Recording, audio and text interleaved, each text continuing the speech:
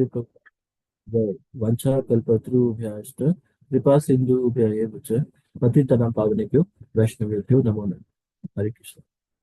Start करते हैं। पहला कॉन्सेप्ट है प्रायोरिटाइजेशन का। तो हमें चैंटिंग को प्रायोरिटाइज करना चाहिए। प्रायोरिटाइजेशन कॉन्सेप्ट में ये आता है कि अगर हमारे पास लेट सपोज 10 टास्क है एट हैंड करने के लिए, तो उनमें से हम जो सबसे इंपॉर्टेंट टास्क जो है वो पहले उठाते हैं और उनको हम अकॉम्प्लिश कर लेते हैं।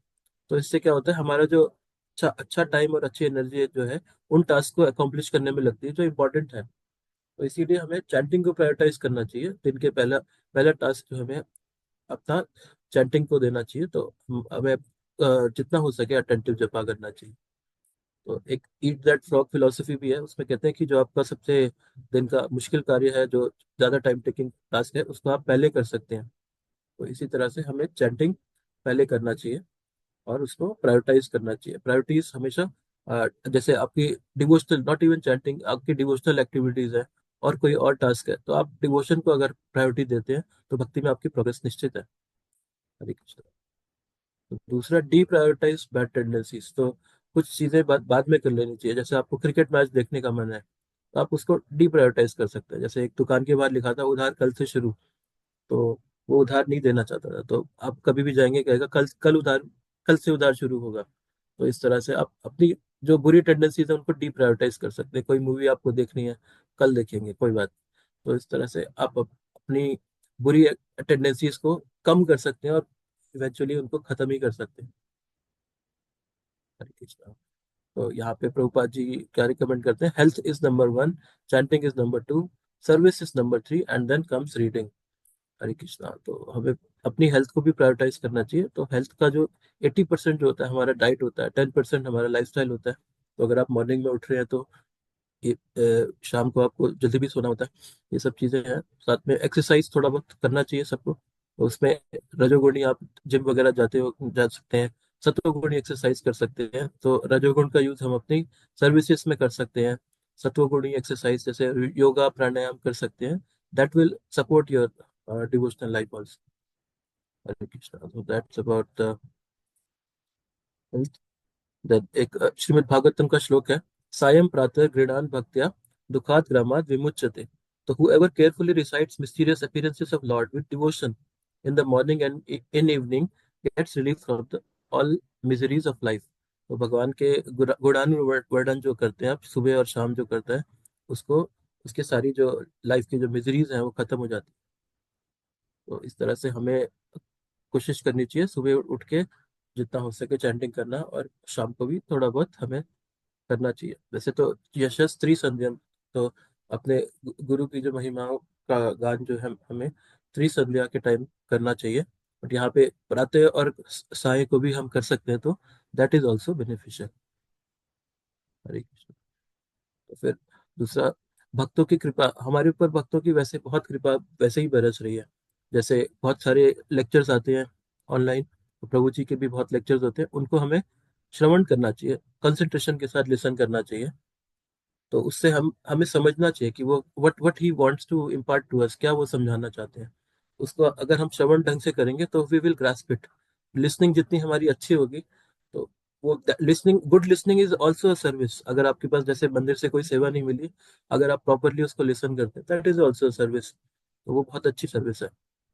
उससे आपका कॉन्सेप्ट क्लियर होगा, फिर आप और अच्छी चैंटिंग कर पाएंगे। फिर श्रवण कीर्तन कहते हैं ना, श्रवण और कीर्तन करना। तो श्रवण तो हम कर ही रहे हैं, कीर्तन में आपका, आपके पास अपने पर्सनल करताल है क्या? तो आपको पर्सनल करताल लेना चाहिए।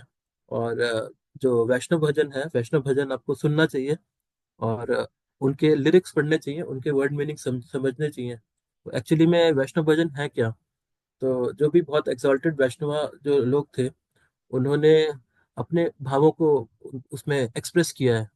तो उन भावों को आप समझ सकते हैं, तो उसको आप और भी रिलीज कर सकते हैं।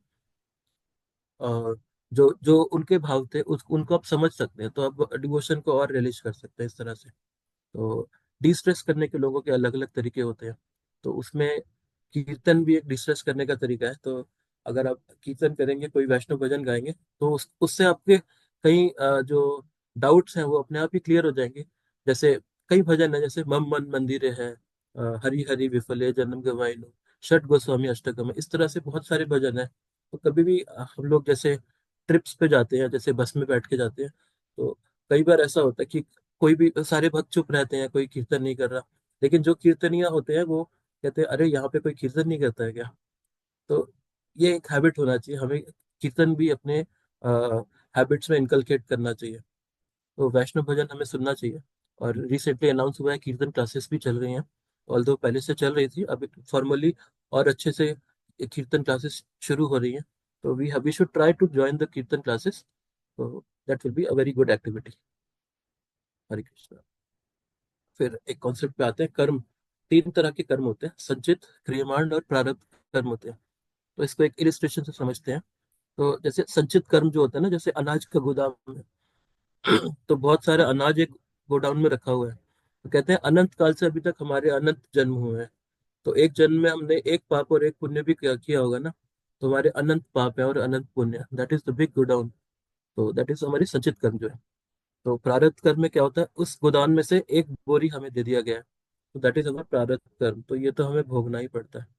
तो अगर हम चैंटिंग करते हैं तो नाम भगवान जो होते हैं हमारे संचित कर्मों का पूरे जला के भस्म कर देते हैं हमारे।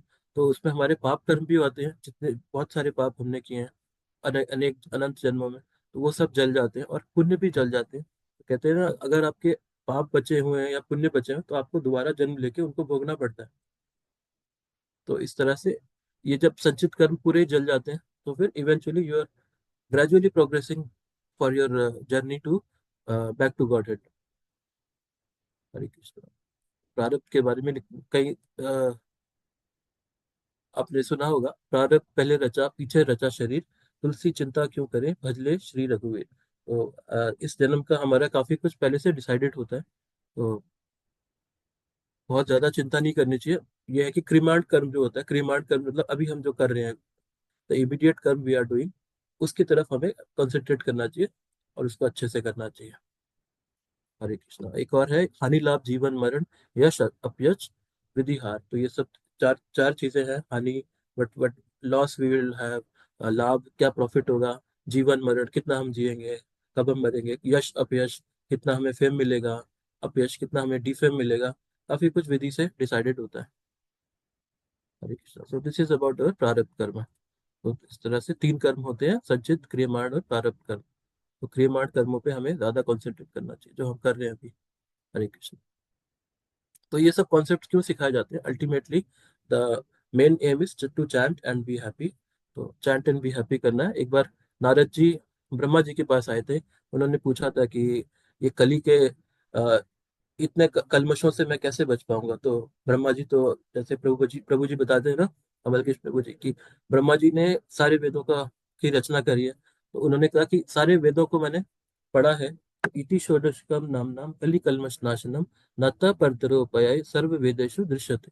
तो इसके अलावा कोई उपाय नहीं है। सब वेदों को पढ़ के उन्होंने ये निष्कर्ष निकाला। तो कली के कल्मशों का नाश नाश इसी से हो सकता है। ये षोडश अक्षर का जो मंत्र है, इसको जप के, विच इज हरे कृष्णा कृष्णा कृष्णा हरे हरे, हरे राम राम राम हरे हरे। हरे कृष्णा। तो यहीं पे विराम देता हूँ। वांछा कल्पतरुभ्याश्च कृपा सिंधुभ्यैव च पतितानां पावनेभ्यो वैष्णवेभ्यो नमो नमः। शिल प्रभुपाद की जय। हरे कृष्ण।